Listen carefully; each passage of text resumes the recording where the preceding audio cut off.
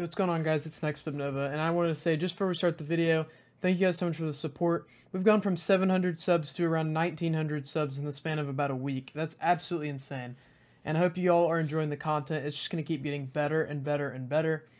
So yeah, just wanted to thank you all again, and anyways, enjoy the video.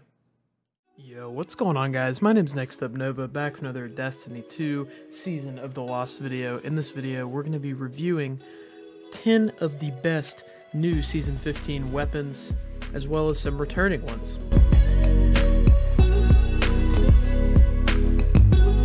First off, the Ascendancy. The Ascendancy is this season's pinnacle rocket launcher.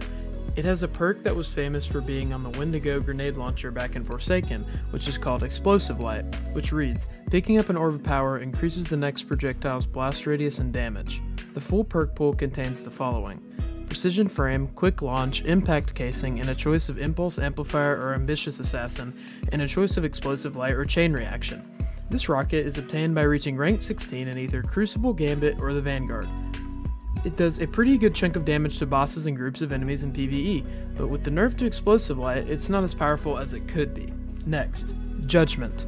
This is the first of several returning Trials of the 9 weapons that are on this list. This is the 140 RPM hand cannon that has a very nice shooting sound.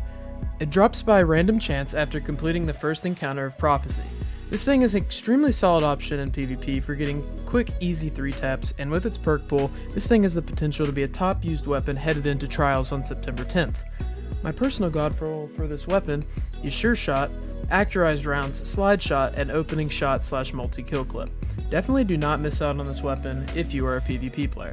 Next, Darkest Before. This is the second of the returning Trials of the 9 weapons on this list. This 540 RPM pulse rifle is, without any explanation needed at all, absolutely insane. First off, it is a rapid fire frame with full auto, so you won't have to spam the trigger. It drops by completing the Kel Echo final boss encounter in the Prophecy dungeon by random chance. In PvP, it will absolutely shred opponents if you hit all precision shots, so if you have good aim, you will have a very fun time with this weapon. My personal god roll on this weapon is Small Bore, Ricochet Rounds, Overflow, and Rampage. This is a must-grab pulse rifle, not just in PvP, but also in PvE, especially with the Unstoppable Pulse Rifle being on the artifact this season. Next, the Last Breath. This is the third of the returning Trials of the 9 weapons on this list. This is a 600 RPM auto rifle that serves a very useful purpose in all aspects of the game.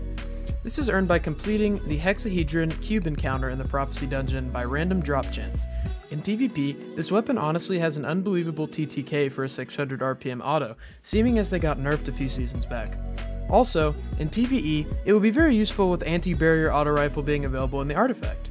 I even used this weapon to complete multiple 1320 and 1350 solo lost sectors while grinding for nothing manacles.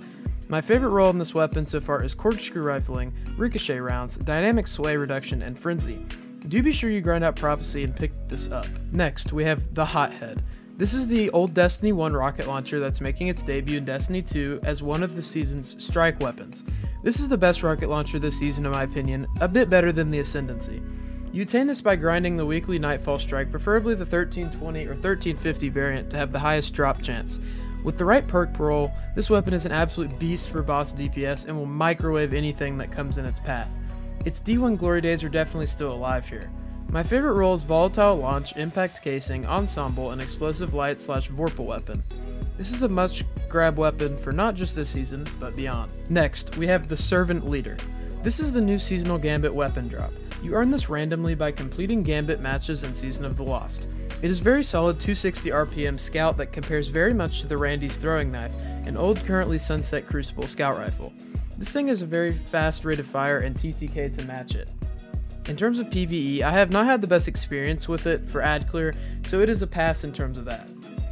My favorite role is Fluted Barrel, Actorized Rounds, Rapid Hit, and Kill Clip / Rampage. This one's for the PvP players, folks. Next, the Long Walk. This is the final returning Trials of the 9 weapon that I included on the list. It is a 72 RPM sniper, my personal favorite PvP archetype. It drops from the first encounter of the Prophecy dungeon along with the Judgement via random chance, and it is farmable. In PvP, this thing is absolutely insane. With the right perk roll, the draw time combined with the ADS speed and the aim assist makes this a very satisfying sniper to use. It doesn't have the greatest flinch resistance against players, but for other aspects that it contains, it makes up for it. It is not really built for PvE, so I would just pick this up for PvP. The best role I have found this weapon to have is hammer-forged rifling, high-caliber rounds, overflow, and snapshot. Get to slaying that taken phalanx and grab yourself a solid sniper. Peace Bond. This is the brand new Stasis Iron Banner sidearm that was introduced this week. It fires a 3-round burst similar to Last Hope. It is very useful in both aspects of the game, PvP and PvE. Its 491 RPM and large magazine means it will quickly and effectively take down groups of adds or get multiple Guardian kills without having to reload. My favorite role on this weapon is Extended Barrel, Accurized Rounds, Rangefinder, and Swashbuckler. Also, this can be a great option for high-end PvE content with the Unstoppable Sidearm mod on the artifact being available this season. Go pick it up now. Next is the Fractathist. This is the new Season of the Lost themed shotgun. It's pretty solid for PvP and reminds me a lot of the Parcel of Stardust or Dustrock Blues in terms of its style and gameplay. It is a 65 RPM shotgun with a decent magazine size of 4 to 5. PvE content does not really favor these types of shotguns though, so I wouldn't use it there. The best role for this in PvP in my opinion is Rifled Barrel, Accurized Rounds, Quick Draw, and Opening Shot. Go pick this up because it is pretty solid now, but can end up being even more powerful in the future. Our final weapon on the list is Vulpecula. It's a Stasis 180 RPM hand cannon that packs a punch in all aspects of the game. For a 180, it does quite a bit of damage and has solid TTK in PvP, but I wouldn't recommend using it in any kind of competitive mode like Survival or Trials. In PvE, this would be more solid when Overload or Unstoppable Hand Cannon is in the Artifact mod pool, so I would farm for a good roll on this before next season or the next time the hand cannons have an anti-champion mod.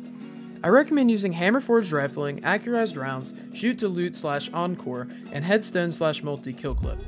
This final weapon, being Stasis, is very unique and worth picking up for yourself.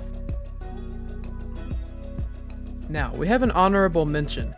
The Trials of Osiris linear fusion rifle called Reed's Regret. I've heard very good things about this from people who saved their bounties from last season and ended up picking one up. We're going to have a video coming soon on this weapon.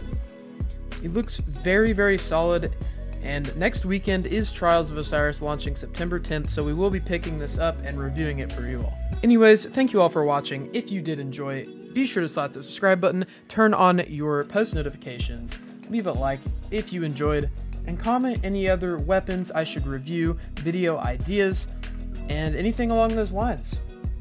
Anyways, have a great rest of your day, and I'll see you in the next video. Peace.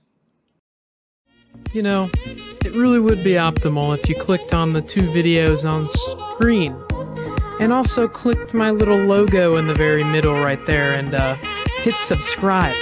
You know, I'd really appreciate it, and so would you. So do it.